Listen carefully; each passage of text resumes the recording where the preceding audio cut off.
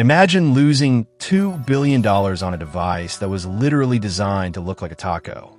In the early 2000s, Nokia was an unstoppable titan. They controlled over 40% of the global mobile market. To the world, the Finnish giant could do no wrong. But behind closed doors in Helsinki, executives were absolutely sweating. A new generation was rising.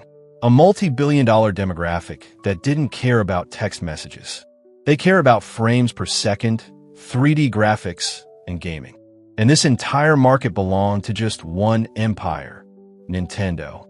Nintendo's Game Boy Advance was tucked away in the pockets of millions of teenagers. It was a force to be reckoned with in the mobile phone industry. Nokia realized a terrifying threat. If a kid only had enough allowance money for one pocket device, they were choosing Nintendo over a cell phone. Nokia's response? A move so arrogant, so wildly ambitious, it sounds fake today. They decided to build a hybrid monster to completely crush Nintendo. They called it the N-Gage. And it didn't just fail, it triggered one of the most spectacular, financially devastating disasters in the history of consumer technology. Called for top managers to understand and accept the capabilities that Nokia had were no longer optimal in the new conditions. Or business professional wanted to be seen using it in public. But the ultimate design sin occurred when a user wanted to do the most basic task, switch games. On a Nintendo Game Boy, you simply slide one cartridge out and click another one in. On the N-Gage, swapping a game cartridge required a multi-step engineering operation. You had to pry off the flimsy plastic back cover, remove the actual phone battery, which instantly turned off your phone, slide the game cartridge into a hidden slot, reinsert the battery, snap the cover back on, and wait for the phone to slowly reboot. If you were riding a crowded bus or train, swapping from Sonic to Super Monkey Ball meant completely shutting down your primary communication device. It was a glaring oversight that proved Nokia's hardware design team was completely out of touch with actual gamers. The retail execution close-up of retail prices fading onto the screen over images of retail stores. Visual comparison of a Game Boy Advance box versus an N-Gage box. The design flaws were devastating, but the final, fatal blow was dealt at retail.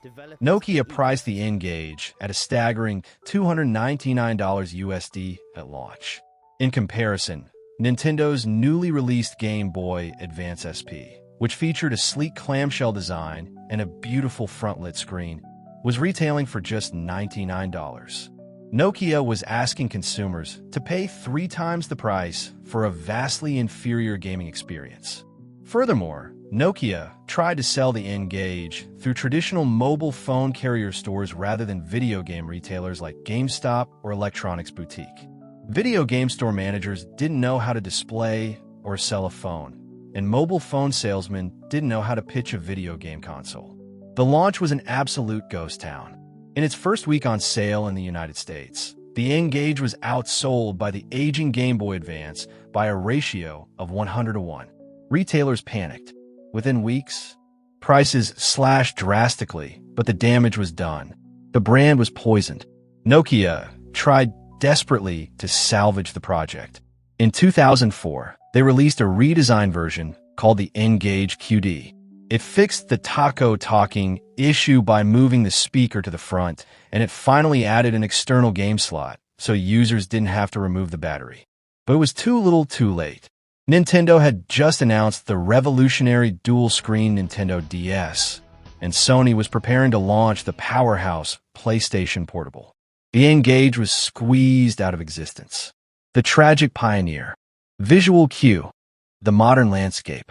Slow, beautiful cinematic close-ups of an iPhone or modern Android phone running high-end games like Genshin Impact or Call of Duty Mobile. The camera pulls back one last time to show the Nokia N-Gage sitting quietly. By the time Nokia officially pulled the plug on the N-Gage line, they had sold barely 3 million units worldwide, a fraction of their multi-million unit target. The venture resulted in massive financial losses and became a textbook corporate cautionary tale.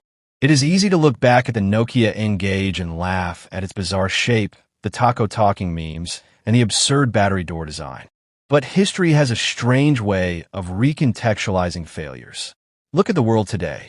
Mobile gaming is a multi-billion-dollar juggernaut that eclipses consoles and PC gaming combined.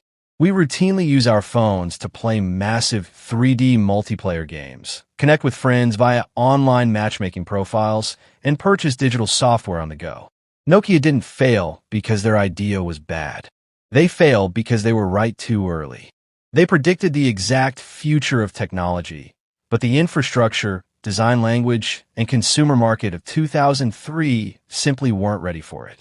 The N-Gage was a magnificent, beautiful disaster. It remains a legendary relic of an era when tech companies weren't afraid to take massive, weird, and identity-defining risks. Was a failure? Yes, but it was the tragic pioneer that laid the very first brick for the modern smartphone world we live in today. Thanks for watching. If you love retro tech history and the untold stories of the rise and fall of iconic gadgets, hit that subscribe button, leave a like, and tell me in the comments below. Did you ever own an N-Gage, or did you stick with your trusted Game Boy? See you in the next story.